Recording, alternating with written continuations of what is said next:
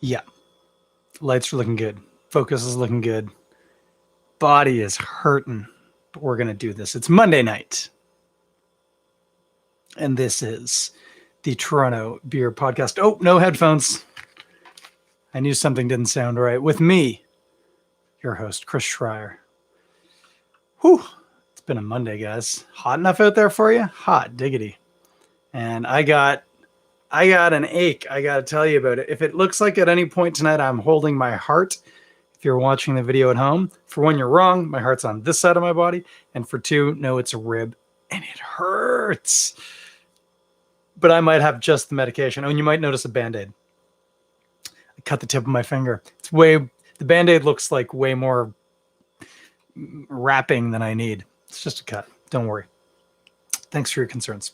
Hey, I have had a request to do something from this brewery, and I'd been hoping to have friend of the pod, Ben Johnson, on tonight, but it is his son's birthday today, and I gave him a pass.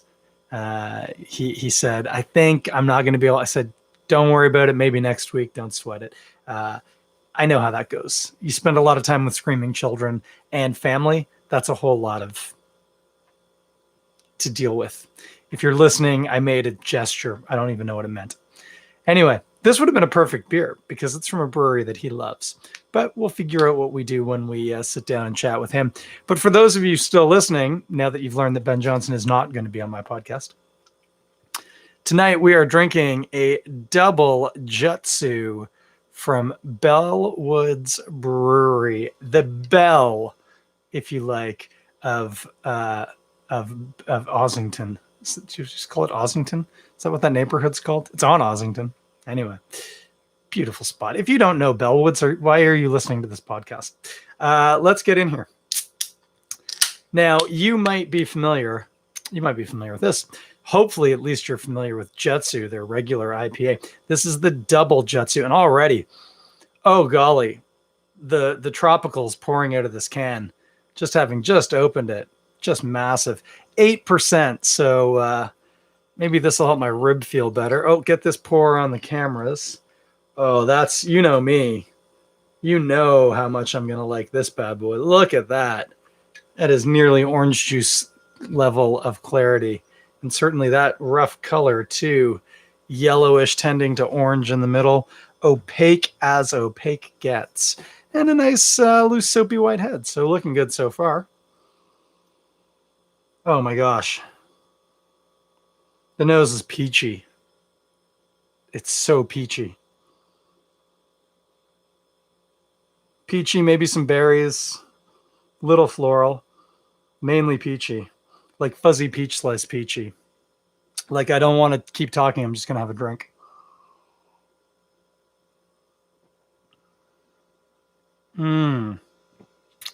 Oh, and they know what they're doing because it tastes peachy too.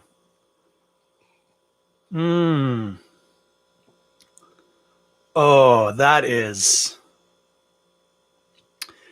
a very special beer, is what that is. I need another sip.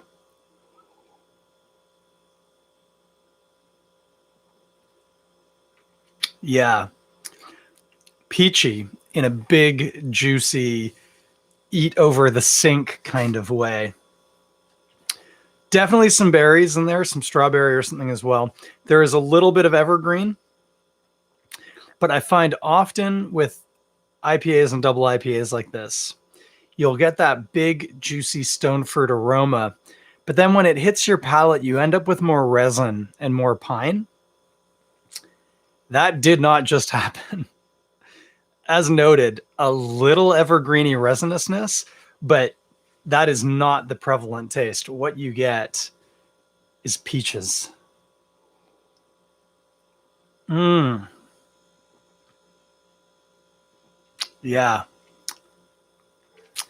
Yeah, peachy. A very assertive, it's hoppy, resiny kind of finish, but it leaves the peaches alone. They just float with some strawberry and maybe a bit of something floral. Little herbal quality to the evergreen. maybe a little parsley like.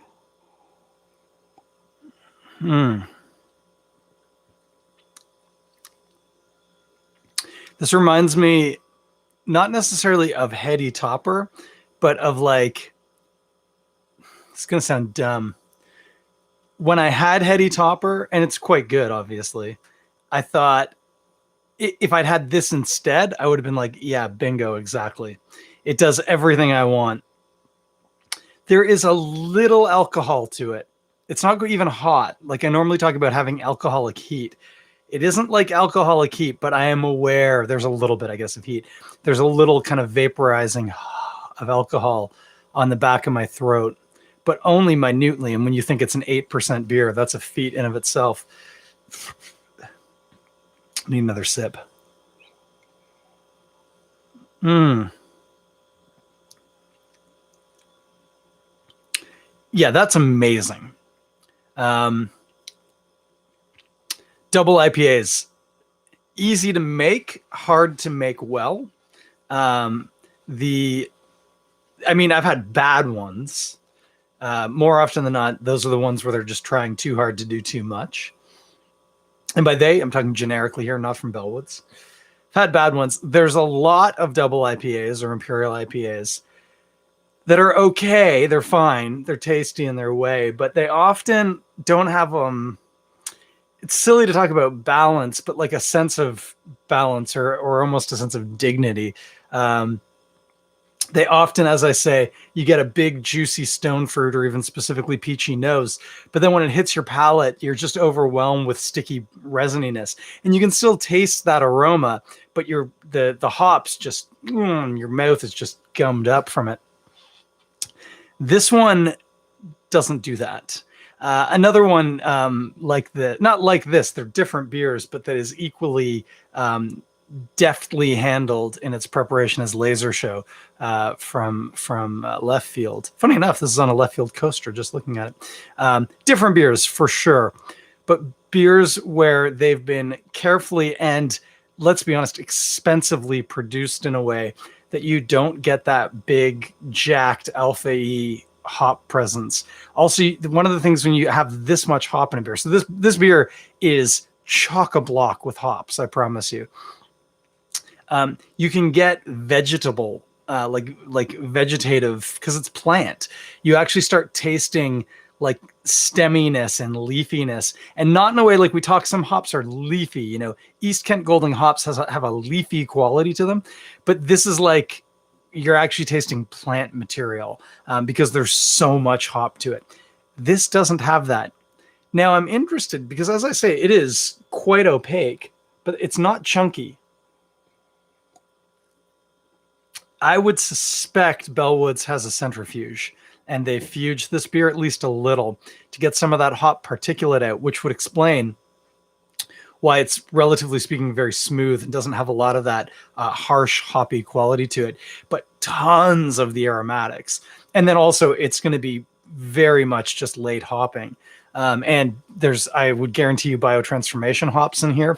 That's, again, just a reminder, hops that you add while it's still fermenting. And the action of fermenting creates an enzymatic activity that transforms some of the hop material and some of the, I think it's the essential oils, gives you a thicker, creamier body.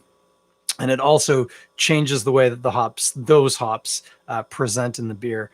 I'm going to guess that this beer has something other than barley in it. There is a little bit of a tart quality. It could have a bit of wheat in it. I'm going to guess.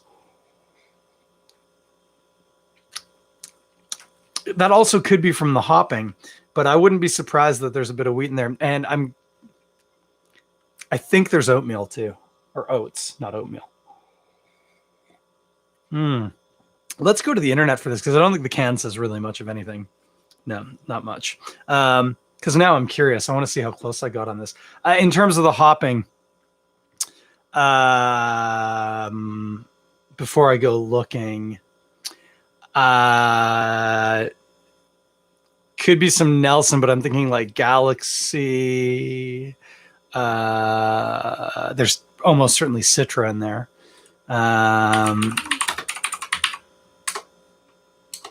Double Jutsu. I'm missing something obvious here. There's a taste that should be tweaking something in my brain, and it's not.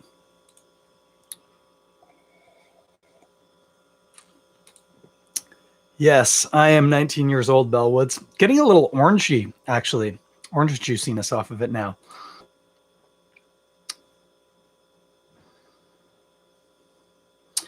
What it smells and tastes like, loaded with notes of ripe peach and nectarine. I was thinking orange, balanced by soft bitterness. I couldn't disagree with that. And profoundly delicious. And they don't tell us anything else. Good for them. Don't tell me. But do. Are any of these people going to tell me what's in this beer? Nope. No. But that's okay. Oh, hey, some people have joined. I've been really focused on this beer, but it looks like they've left. But I'll wave anyway. Hi and bye, guys. That is one hell of a good beer. Unreal, actually. Unreal how good that is. That is exceptional. The finish is, it's remarkable. It's an 8% double IPA, and like there's an assertive hoppy kind of dryness, but it isn't even squeaky. There's no real bitterness to it. It's so delicate, and there's so much, as they say, peach. And I'm saying orange, but I can buy nectarine. Wait, nectarine isn't citrus. Nectarines are peaches that don't have fur, right? Am I thinking about the right thing? I'm getting something citrusy off of this too, for sure.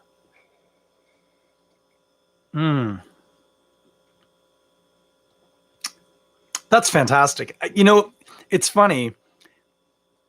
It's incredibly well made, but at the same time, this isn't one of those beers where it's like opening up, and I'm going, oh, and now I'm getting wildflower honey, and now I'm getting black pepper, and now like it does what it does really well. And that's it. It's I'm dancing away. I don't know if you've noticed this. I've gone to say this a couple of times, and I'm going to say it. This is perfect. I've dealt with this before. Don't know if you remember any times that I've called things perfect. Perfection isn't, what's the word I'm looking for here? It's not the only perfect beer. It's not, perfection isn't zero sum. If one thing's perfect, doesn't mean that not anything else can be perfect. But as a double IPA, this is perfect. This is an absolutely perfect double IPA. If it hasn't won stacks of awards, that's only because Bellwoods doesn't care and doesn't enter. That's my guess, because this is exceptional. So well made. An 8% double IPA that doesn't leave you feeling squeaky, that doesn't hit you with alcohol and heat, that just overpowers you with peaches and a bit of citrusy quality. It's just amazing. It's just absolutely beautiful. It's fantastic. Don't even eat anything with it. Just drink it the way it is. It's perfect. If you're going to insist on eating something with it, it would actually hold up really well against a really rich dessert like a peach cobbler with vanilla ice cream. The beauty here is because it isn't super bitter, you wouldn't get the grating quality of the creamy sweet ice cream against the bitterness. That's not normally how you want to juxtapose bitter, is with fat. We do talk about how bitterness can cut through savory fat, but sweet fat, especially dairy fat, with bitter, not normally a thing you go for in food, but it would work here because the beer isn't overpoweringly bitter. It's fantastic. Alternatively, again, I'm going sweet with this beer, which is so interesting because, again, it's not overpoweringly bitter. And it's so weird to my mind to think about taking a double IPA in a sweet direction. This would go really good with a lemon bar. Oh, man, I love a good lemon bar. And this would be delicious with it.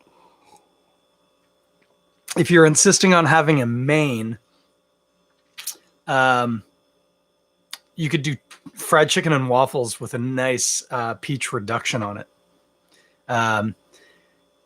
This is going to hold up against fried chicken. No problem. Waffles are just the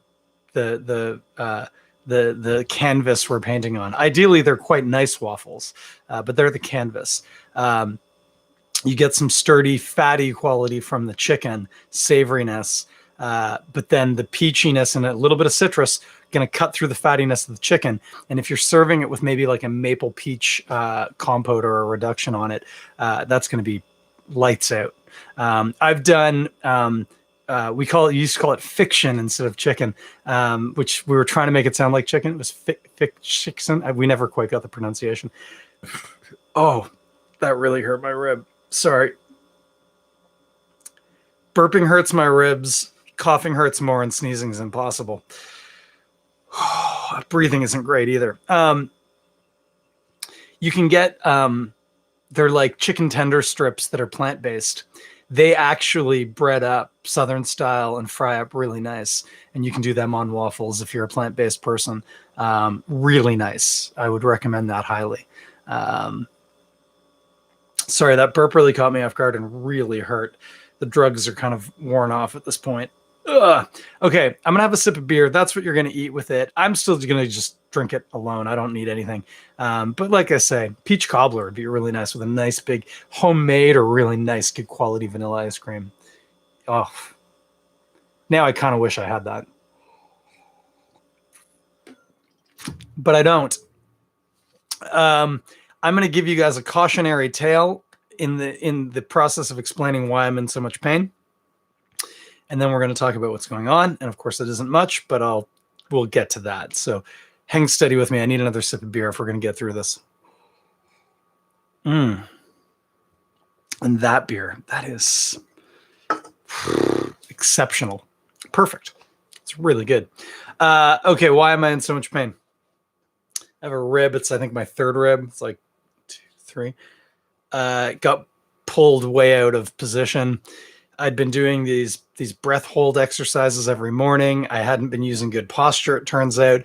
I was having problems with my diaphragm, which not like a diaphragm that is birth control, but like the muscle wall that separates your upper thoracic part of your chest from your lower. So your stomach and that sort of stuff below it, your lungs and heart and stuff are above it.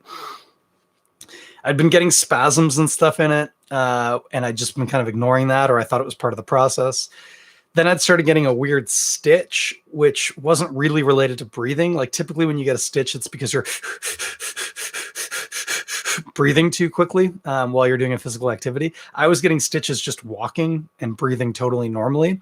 But what that was it was a muscle in my abdominals and my diaphragm going into spasm because I was doing this damage to it. And then last week on Tuesday, it kind of came to a T at rugby practice where it's likely I put it into so much spasm. It actually started, so the muscle connects down in my abdominals at the bottom and it goes up and it actually connects to my third rib.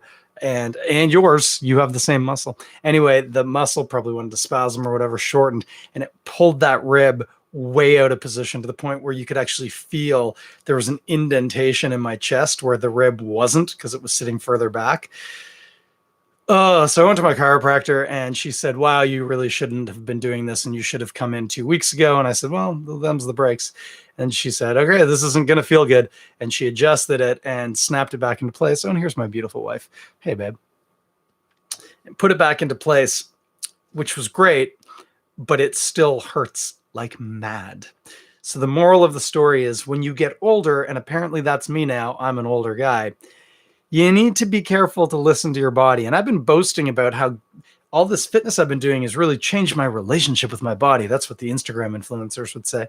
And it certainly has, but it hasn't improved our relationship to the point where I actually listen to my body clearly enough. Now, to be fair, I did tap out on practice. The flip to that is I did practice for about 40 minutes in what I could only describe as a fairly large amount of pain. But it really messed this rib up. And the cartilage where the rib connects is just inflamed and very mad at me. And so it means breathing hurts and a lot of things hurt. It's not as bad as a broken rib, but it's in the same neighborhood. So I'm in a not insignificant amount of pain. Haven't been training for almost a full week now, which sucks. Can't sleep well because I keep waking up from it. So friends, especially us older folks, pay attention to your body. You're not so young anymore. You can't power through these things anymore like you used to. When your body tells you you're doing something wrong, when muscles are seizing up in ways you don't expect, stop and assess. Don't just soldier on. I wasn't getting paid to soldier on, so I just needed to step back. Now my body's forced me to step back. So that's why I'm in an achy mess. And that's why you, friends, should be careful and listen to your bodies. I'm going to have another sip of beer.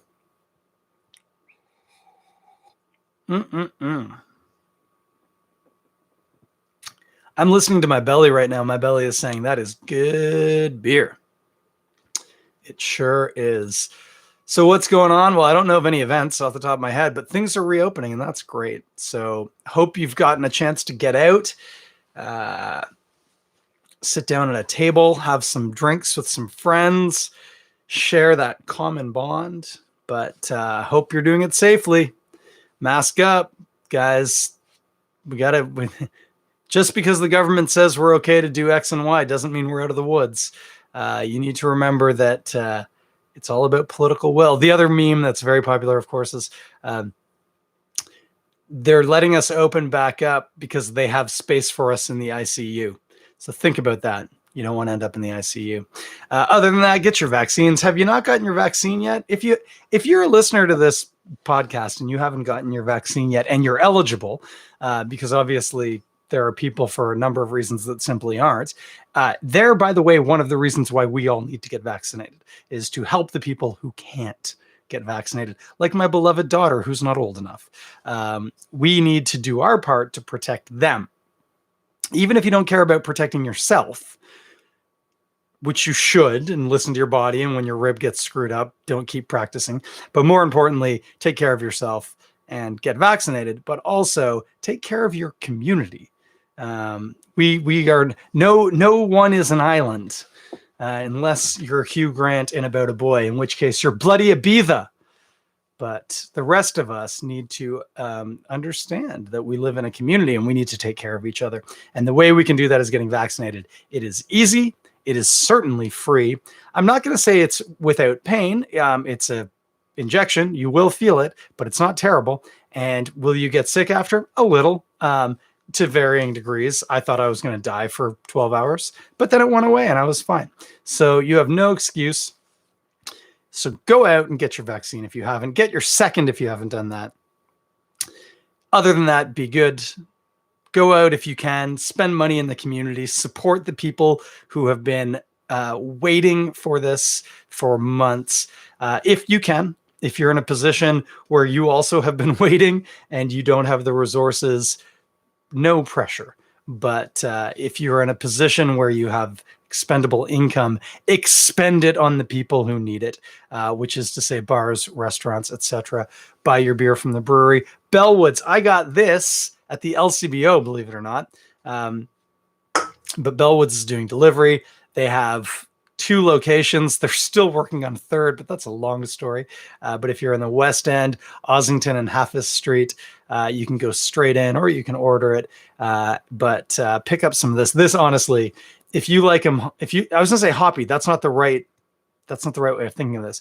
If you want to taste what I can only describe as a perfectly made double IPA, get some of this double Jutsu. It ain't cheap. I think it was $5.50 for the can. But also, when you think about that, at a 473 ml can, using what I now like to think of as the Chris Schreier, but I certainly didn't invent it, scale of pricing. If this was just a lager from a smaller brewery, and Bellwoods, the Halfis Brewery is large compared to the original, but they are still what I would call a small brewer. A penny a mill. This should be $4.73. That it's only 75 cents more, but it's 8% alcohol and has what I can only imagine to be a really shocking amount of hops in it. That's almost a steal. I'm not saying buy it by the case. I'm not saying drink 3 of them in a night. This is a treat. This is a nice thing to have.